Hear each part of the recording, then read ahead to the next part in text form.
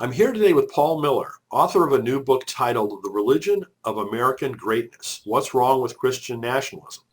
Paul is professor of the practice of international affairs at Georgetown University School of Foreign Service and co-chair of the Global Politics and Security Concentration.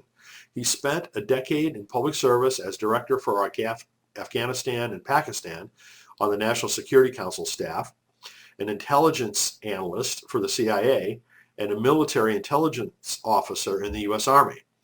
Paul's writing has appeared in Foreign Affairs, The Dispatch, Washington Post, Providence Magazine, Mirror Orthodoxy, Foreign Policy, and elsewhere. Paul taught at the University of Texas at Austin and the National Defense University and worked at the RAND Corporation prior to his arrival at Georgetown. He holds a PhD in International Relations and a BA in Government from Georgetown and a Master in Public Policy from Harvard. He is a contributing editor of Providence, a journal of Christianity and American foreign policy. And he's the author of several other books, including Just War and Ordered Liberty. You can learn more about Paul and all of his work at pauldavidmiller.com. So, Paul, welcome very much, and congratulations on all of your work. Thanks so much, Brian. I appreciate you inviting me to be on the show. Well, your book is incredibly timely, incredibly important, and so I was really looking forward to having this conversation with you.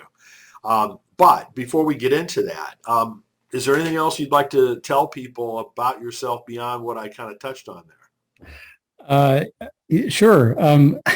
Listening to my professional bio is not one of my favorite things to do. I've heard it too often, and it just feels like it's talking about somebody else. I'm married. I got 3 kids. My kids are in the kind of middle school age range right now. Been living in Virginia outside of DC for a number of years. I'm a Christian. I go to a local Baptist church. And I love hiking and playing Minecraft with my son, among other things. There's a couple of just personal anecdotes that I'd love to share. Cool. Well, just from a career standpoint, you've done some amazing things. I can imagine having a very lengthy conversation just to hear about what it was like in Afghanistan. And I could talk your ear off about that. I'm actually working right now on a book about presidential decision-making in the war. Having worked 10 years on the war, I just feel like I got to get this book out. And Lord willing, a couple of years, maybe you and I will be back talking about that one. Good. Well, that's good to know. I think, we only hear snippets, of little bits and pieces of what's going on, or what went on over there and many other instances like that. So to kind of hear it from someone who was on the ground for an extended period of time would really be, I think, helpful. Yeah, well, I hope so. So, but let's talk about some of the other books that you previously written, because you've got several. I do. The previous books were academic works on international relations, which is kind of my bread and butter, or my day job, so to speak. My first one, based on my dissertation, is about armed state building. I was really asking the question, can't we ever do this right? We've done plenty of interventions before with armed force, and I wanted to know, could we actually do it right? So that was my dissertation, and then I revised it for my first book.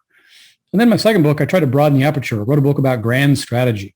I wanted to kind of understand American foreign policy from the big picture, from the top down, so to speak, and put that out in 2016. And published it right as the debate about American foreign policy was really changing quite a bit, thanks to President Trump and his presidency. And so I had a chance to put that at a paperback version with a new preface that kind of addressed the Trump presidency and its changes.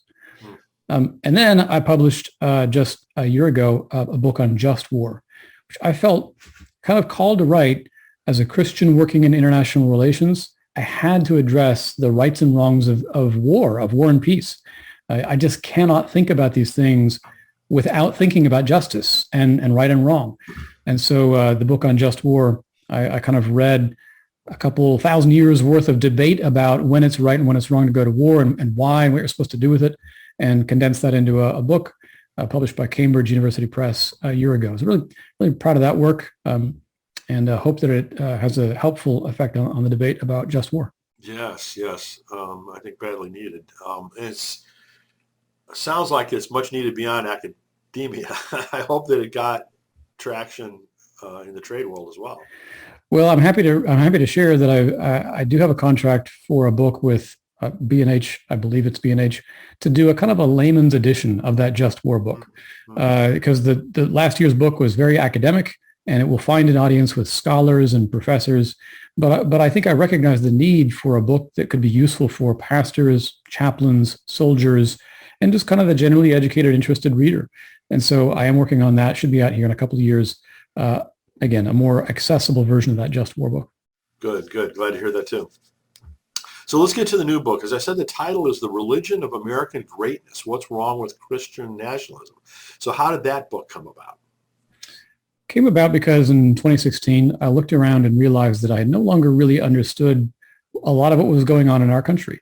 I came of age on the right, politically, theologically, and was happy to call myself conservative in both senses and kind of politically and theologically.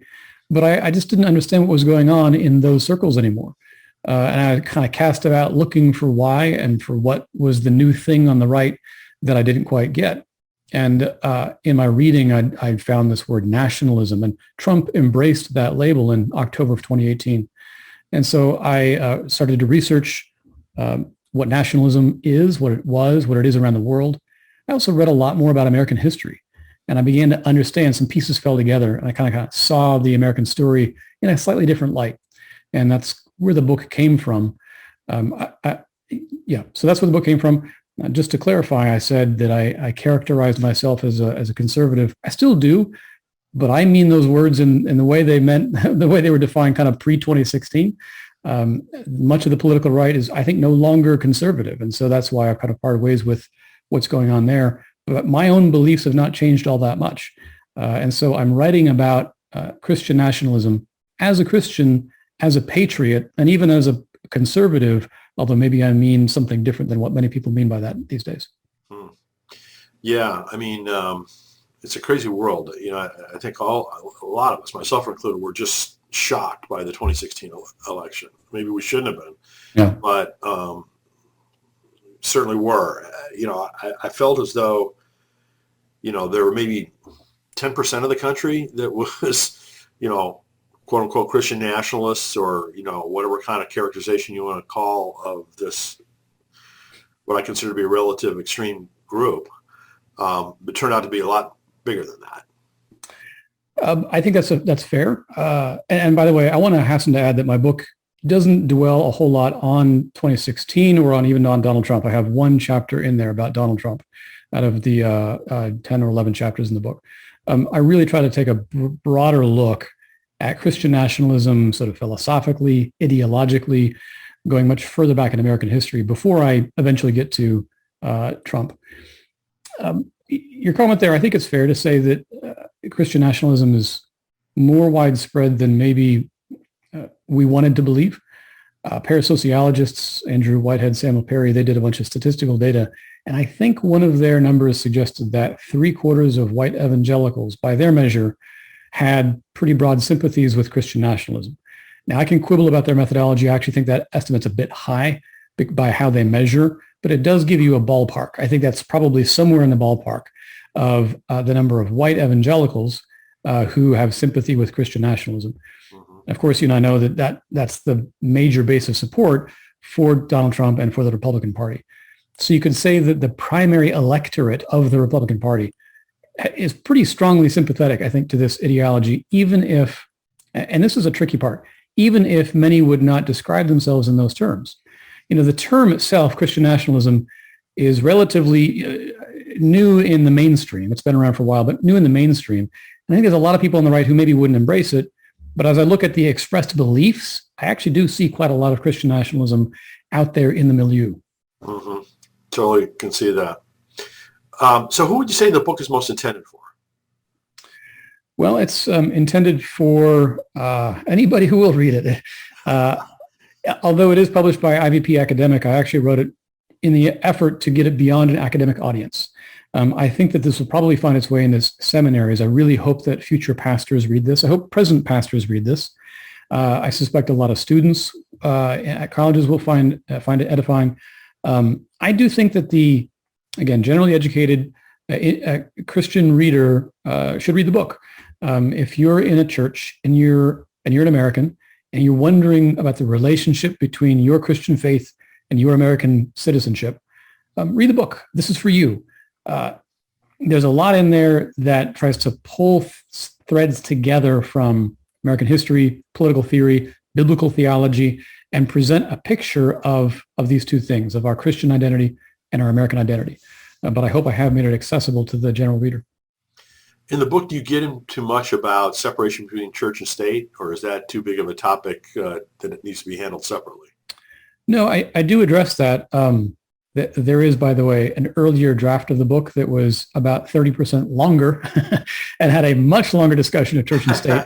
But that one ended up on the cutting room floor. That's typical of any That's book, right. I think, That's right. in nonfiction.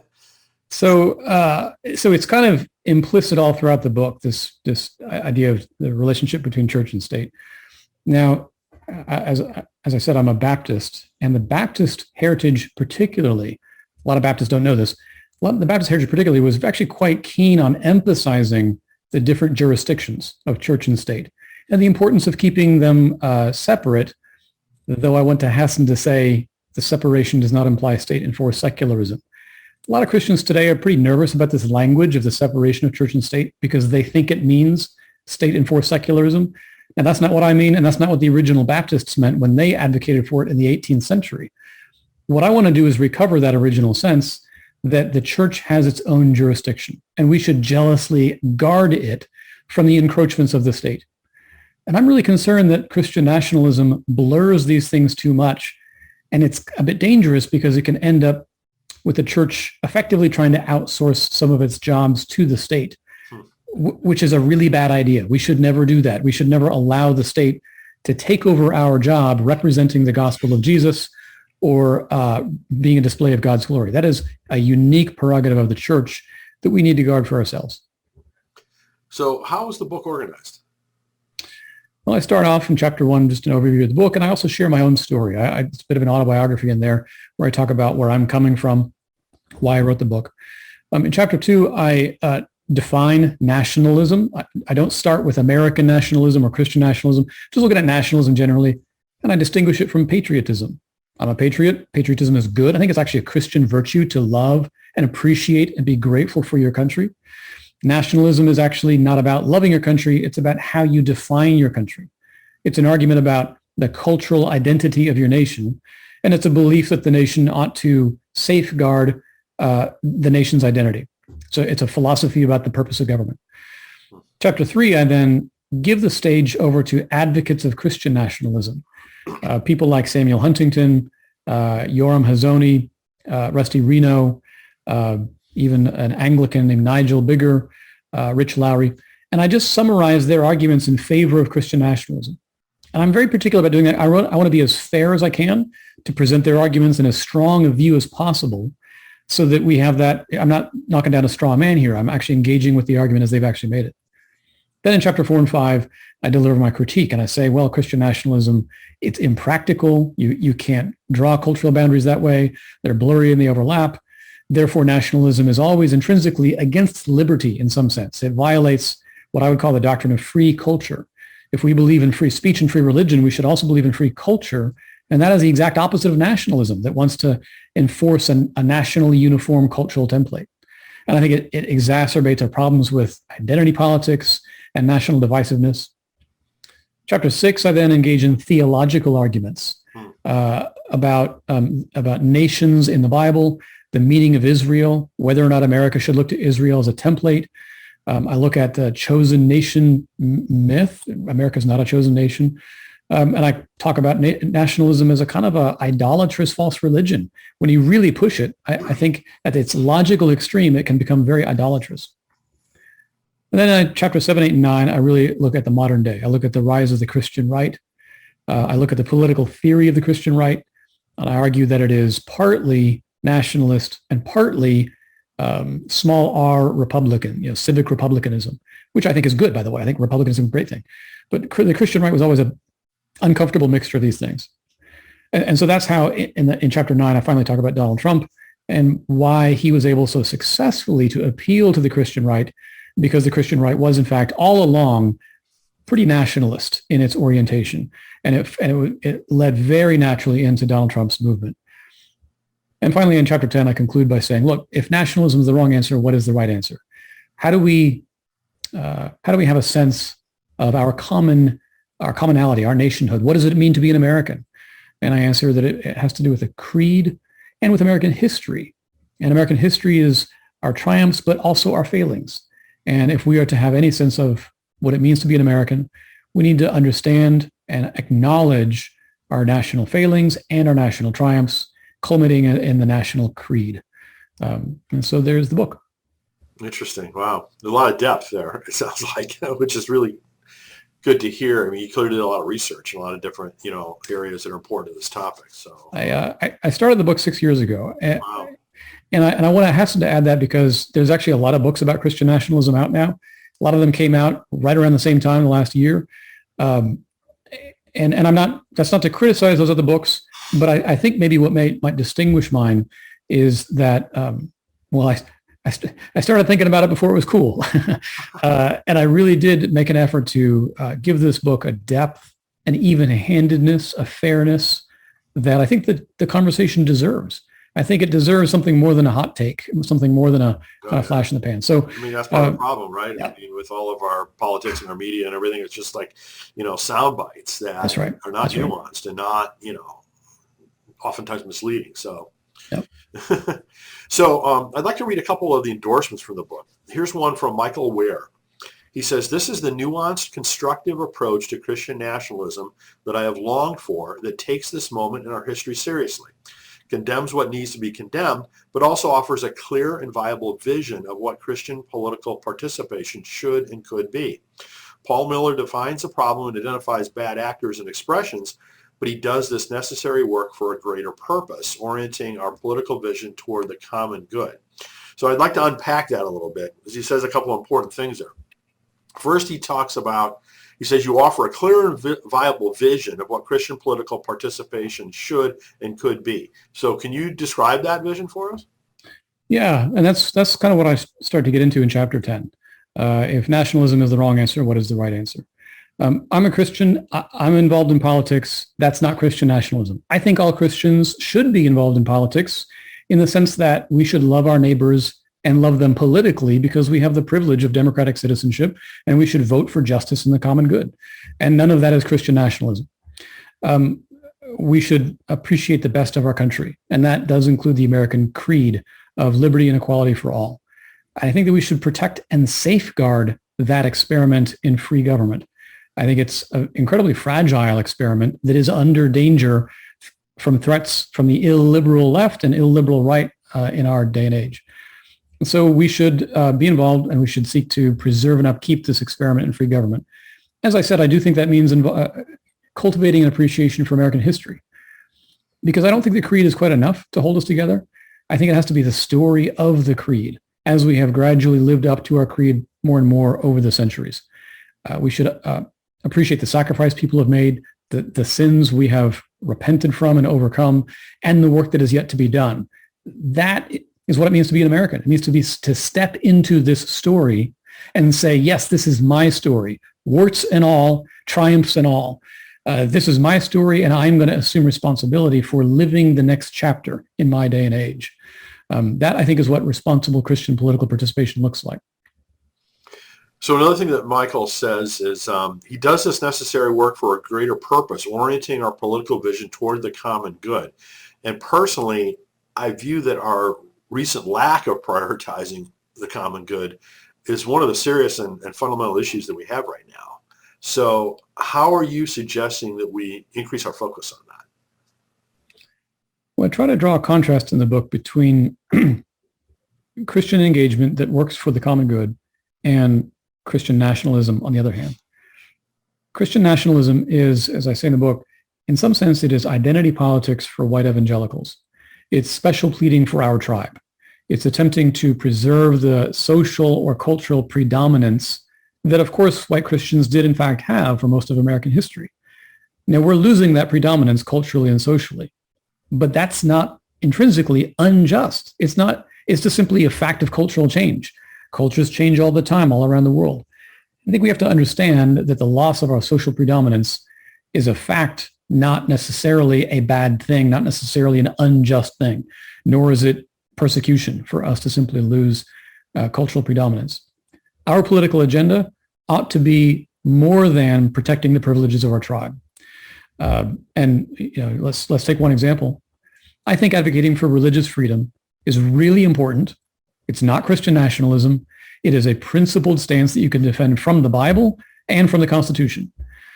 But if, when somebody asks you about religious freedom, you're willing to defend the right of the football coach to pray on the 50-yard line after the game, but you're not willing to defend the right of the Muslim to do the same, if you're willing to defend the right of churches to build churches, but not Muslims to build mosques, you're not actually advocating for religious freedom. You're advocating for Christian supremacy. You see, that's the difference there. If you are truly going to defend religious freedom, which, by the way, again, I think is a biblical doctrine, not just a constitutional doctrine, you have to defend the religious freedom of Muslims, of secular progressives, of atheists, and everybody else. And that's a good test case. Yes, absolutely. So here's another quote. This one's from George Marsden. Paul D. Miller, a politically conservative, patriotic, old-style Republican, offers a thoughtful Christian critique of the most recent versions of Christian nationalism and its antecedents. Conservative Christians who suspect he may be wrong should at least give him a hearing. More progressive Christians can also learn from this balanced and constructive approach. So I really liked, that last part of it too. But why do you think that conservative Christians may suspect that you're wrong? So there's a number of things that I've said here and that I say in the book that I know make some conservative Christians, they make it a little nervous. When I talk about separation of church and state, when I talk about the identity politics, when I say that preserving Christian social status isn't a legitimate part of our agenda, that just makes some Christians nervous. They actually they start to wonder, aren't we allowed to fight back? Aren't we allowed to advocate for our agenda? Aren't we allowed to advocate for what we believe in? Particularly when I say that there's one particular argument. Oftentimes, conservative Christians believe that our Judeo-Christian heritage is the essential precondition for democracy, and that if we allow our culture to change too much, we will lose our experiment in free government. So they think that we actually do need to preserve our Christian cultural heritage as a kind of act of love for everyone, because that's what it means to preserve our democracy. Right? That, I think, is why some Christians on the right would oppose what I'm saying. My response there is, number one, yes, absolutely, we can defend what we believe in. I'm pro-life, I'm pro-religious freedom. That's not Christian nationalism. Just because I believe in those things because of my faith doesn't make it Christian nationalism. I also disagree with this idea that Christianity is necessary for democracy. And I base this belief on my study of the world. I've looked around the world, and there are dozens of examples of democracies in other cultures that are not Anglo-Protestant or even Western or European or Christian in any sense. 3 dozen by my count, outside in Africa and Asia. And then if you want to add in Latin America too, that's a lot more. Up to 60. It's in chapter 5, chapter 4 that I've made this argument, that there are examples of democracy in non-Western and non-Christian cultures all around the world. Therefore, we can relax a little bit. If American culture changes so that we're no longer predominantly Western or European or Christian, that really says nothing at all about the fate of democracy in America. We can keep being democratic even as our culture changes. So I've read lots of good books that analyze an issue, or look at the history behind an issue, and those are all, very important things.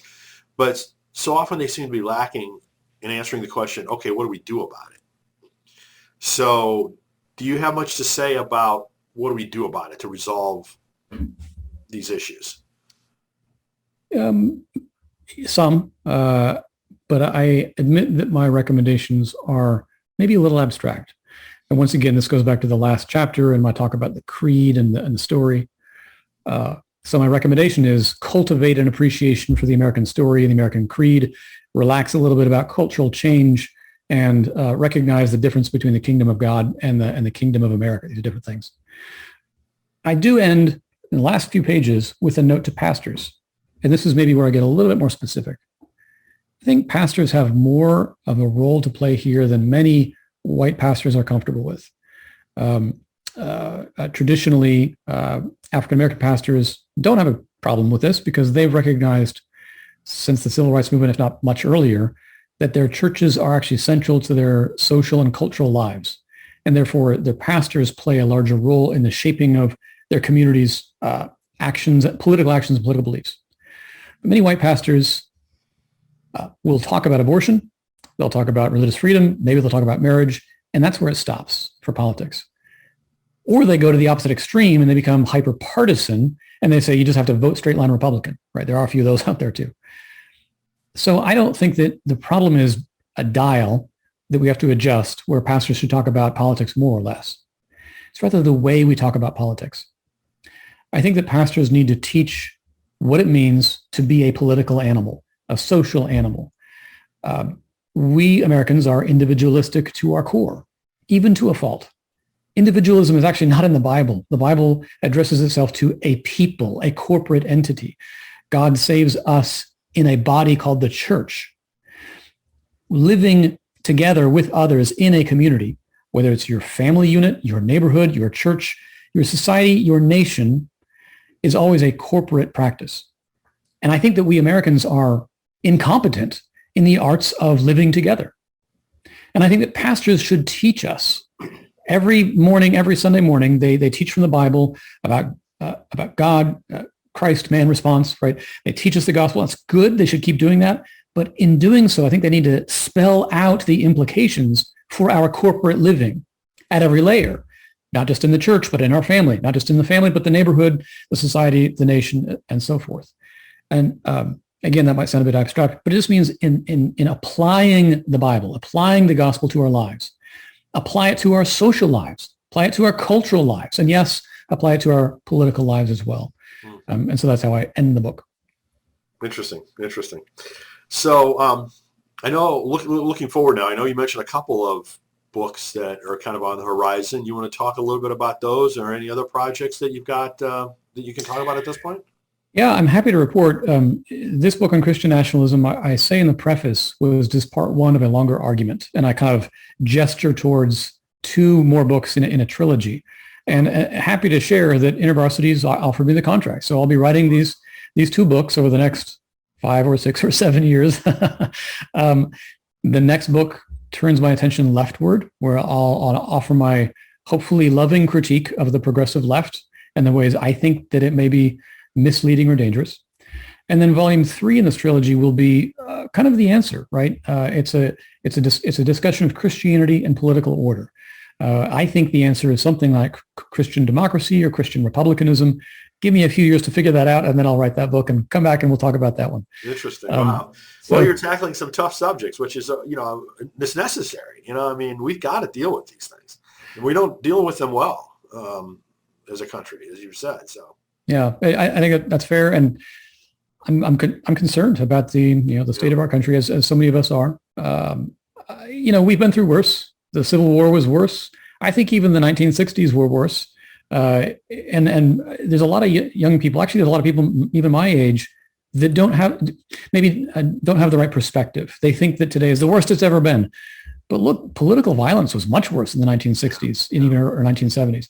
The divisiveness that we see today is not actually new.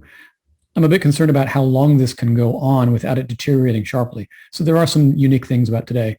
But the kingdom of God will persevere no matter what, even as we have our troubles here in America. What's kind of disappointing to me is that, we had all those problems in the 60s, right? A lot of upheaval. But, it sounds like we're heading back there. We made a certain amount of progress since then that seems to be sliding away in some regard, at least. That's an interesting story. And this is, takes us beyond the book here, but, I think the left today in the 2020s looks at the idealism of the 1960s left and concludes we didn't go far enough, right? And we need to take up the torch and push it further. Whereas the political right essentially looks to the 1980s and says we didn't go far enough in our conservative revolution, and we need to take that further. By the way, it's not really my argument. I'm drawing from Yuval Levin in his book The Fractured Republic, where he talks about how the generational nostalgias have infected our politics.